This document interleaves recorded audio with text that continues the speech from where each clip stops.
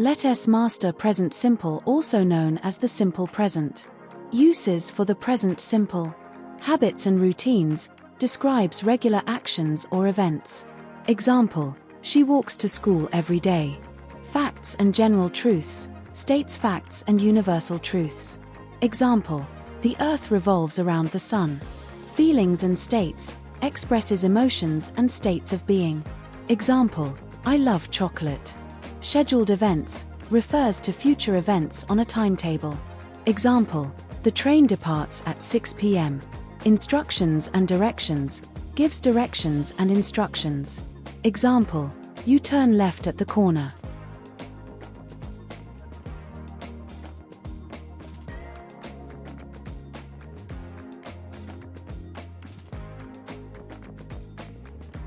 Formula for the present simple. Formula. The present simple uses the base form of the verb for most subjects, I, you, we, they. For third-person singular subjects, he, she, it adds an s or s to the verb. Affirmative.